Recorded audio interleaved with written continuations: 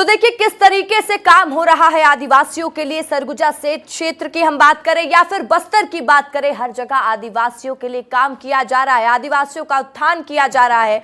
और इसी विषय को और बेहतर तरीके से समझाने के लिए हमारे साथ एक पैनल मौजूद है, सीधा उनका रुख करते हैं। सरगुजा कमिश्नर हमारे साथ है GR चुरेंद्र जी, बहुत बहुत स्वागत है सर आपका। विजय मंडावी हैं जो कि आदिवासी समाज के प्रमुख हैं, उनसे भी समझने की कोशिश रहेगी। और डॉक्टर मुरली मनोहर देवांगन है जो जनजातीय एक्सपर्ट है, इस वक्त मेरे साथ स्टूडियो में मौजूद है। सर आपका भी बहुत बहुत स्वागत है। तो आप तीनों से ये समझने की कोशिश रहेगी कि आखिर किस तरीके से आदिवासियों के लिए काम हो रहा है, कहां पर कमी रह गई है और काम करना जरूरी। तो सबसे पहले मुरली मनोहर देवांगन जो इस वक्त मेरे साथ स्टूडियो में मौजूद है, उनसे समझेंगे। समझाइएगा मुरली जी कि पहले कैसे जनजातियों के लिए, जो अलग अलग जनजातियां उनके लिए काम किया जा रहा था, आप कितना बदलाव देखते हैं पहले के छत्तीसगढ़ की तस्वीर में और अब की छत्तीसगढ़ में। जो मूल विषय जनजाति की आपने बात कही, तो वास्तविक में जनजातियों को लेकर लगातार एक थ्योरी थी जिसे हम लोग व्हाइटमैन बर्डन थ्योरी कहते हैं। व्हाइटमैन बर्डन थ्योरी की जब हम बात करते हैं तो एक पॉइंट आता था कि जो गोरे हैं वो सभ्य हैं और जो बाकी जो लोग हैं काले हैं वो असभ्य हैं। दूसरी बात, जो जनजातियों को लेकर जो बात उठती थी कि ये पिछड़े हैं या ये कुछ और है या किसी अन्य तरीके से दब गए हैं, पिछड़ गए हैं, ये तमाम प्रकार की बातें होती थी। आज इसी विगत कुछ वर्षों में या कुछ महीनों में हमने वो चीज़ें देखी कि कम से कम जनजातियों की जो मूल संस्कृति है, मूल बातें हैं या मूल जो तत्व है, उन तत्वों को लोगों तक पहुँचाने के लिए जो वर्तमान सरकार ने वो भरपूर प्रयास किया। इसी के तत्वाधान में बताऊं, अभी आगामी 15 नवंबर को जनजातीय गौरव दिवस की बात कही गई है और जनजातीय गौरव दिवस वास्तविक में जनजातियों की पहचान को लेकर है। तो जो वास्तविक में जनजातियों की जो बातें हो रही है उनकी संस्कृति, सभ्यता और उनके परंपराओं से जुड़ी है और उन परंपराओं को जोड़ने को, संजोगने को और फिर से उसी गौरवशाली इतिहास को जोड़ने की जो मुहिम सरकार कर रही है वो काबिले तारीफ है। लेकिन इसकी जमीनी हकीकत जानना भी बेहद जरूरी होता है, इसलिए आज हम ये चर्चा कर रहे हैं, समझ रहे हैं कि कितना काम हुआ है। मुरली मनोहर जी, आप किस तरीके से देख रहे हैं जो छत्तीसगढ़ का नया विजन है 2024 पे जो इस सरकार ने कामकाज किया है, उसको अगर मैं आपसे समझना चाहूं तो आपको क्या लगता है कितना काम हुआ आदिवासियों के लिए? देखिए, वैचारिक दृष्टिकोण से देखा जाए तो ये समावेशी विकास की जो अवधारणा है जिसकी मूल इकाई होती है वो है शिक्षा को लेकर। और शिक्षा के अगर क्षेत्र में हम देखें तो जैसे हमारे यहाँ दिल्ली में प्रयास एक ट्राइबल हॉस्टल है, उसकी संख्या पहले 50 थी, आज वो बढ़ के 185 तक पहुँच गई है। आस्था निष्ठा प्रयास जैसे जो अलग अलग योजनाएं थी जिसमें कई प्रकार की नियमितताएं थी, उन्हें बेहतर किया गया है। और तीसरी अगर आप बात करें तो अभी लगातार एक और बातें उठ रही हैं कि प्रधानमंत्री जी के आह्वान के माध्यम से कि जितने PVTG हैं उन PVTG के क्षेत्रों में जो 12 सूत्री कार्यक्रम थे उसे और बेहतर किया जा रहा है। दूसरी बात, अगर एक और समस्या हम देखते थे कि बस्तर को लेकर खासकर जब मैं देखता था तो बस्तर में हम जब बात उठाते थे या कहते थे तो एक बहुत सिंपल सी बात आती थी, वो है नक्सलवाद और वहाँ के माओवाद की बातें आती थी। सरकार ने पिछले 9-10 महीनों में जिस तरीके से अलग अलग फोर्सेस की यहाँ पर अपॉइंटमेंट किए और लगातार जिस तरीके से एग्रेसिव प्रणाली उन्होंने अपनाई, उसके माध्यम से वहाँ के जनजातियों में एक नई ऊर्जा आई है कि आज के बाद लाल गलियारों को बस्तर नहीं कहलाएगा और वही लाल गलियारों से हम श्वेत गलियारों की ओर जा सकते हैं। तो जो सबसे बड़ी समस्या थी बस्तर को लेकर वो थी, खासकर कहीं ना कहीं एक बात थी, वो थी आपके नक्सलवाद को लेकर। नक्सलवाद की घटनाओं में अगर आप देखें तो लगातार उसमें गिरावट दर्ज की जा रही है।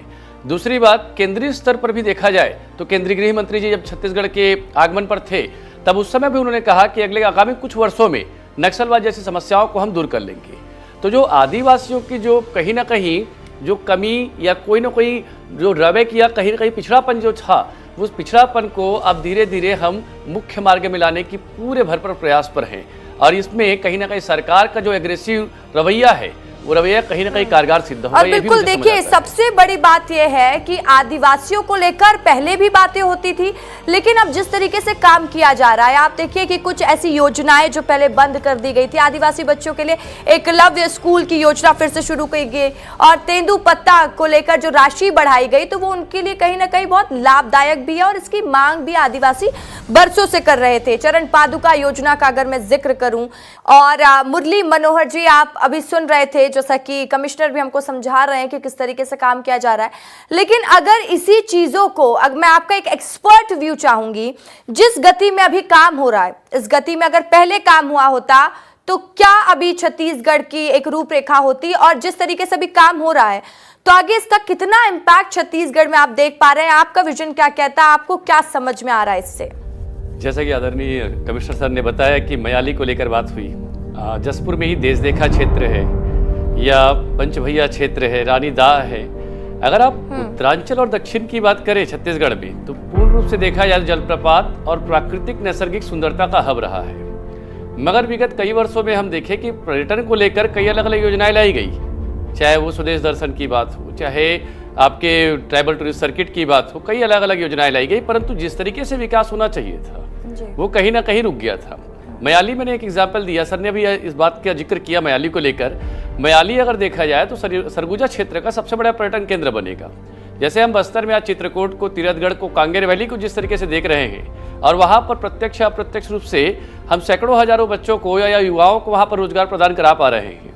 और उसी क्रम में अगर ये लगातार उत्तर से लेकर दक्षिण तक और पूर्व से लेकर पश्चिम तक अगर हो, तो जो ये बेरोजगारी की समस्या है उसमें कहीं ना कहीं अंकुश लगने की एक व्यवस्था हो सकती है। दूसरी बात रही जो माइनर फॉरेस्ट्री कलेक्शन को लेकर है, हम पढ़ते हैं कि जो मेडिसिन मैन ऑफ छत्तीसगढ़ की हम बात करते हैं वो बैगा समुदाय है हमारे, और बैगा समुदाय आज छत्तीसगढ़ में 60 से ज़्यादा हमारे लघु वनोपज हैं और कई तमाम प्रकार की औषधियाँ हैं।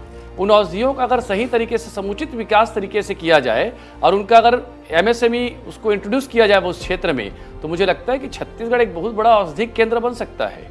और जिसमें फार्मा इंडस्ट्री की बात हो, चाहे आपके आयुर्वेद क्षेत्र की बात हो, उसमें हम एक बढ़िया रोजगार और कहीं ना कहीं हमारी GSDP में बड़ा योगदान हम कर सकते हैं। इस पर विचार करना अनिवार्य भी है और इस पर कार्य हो भी रहा है।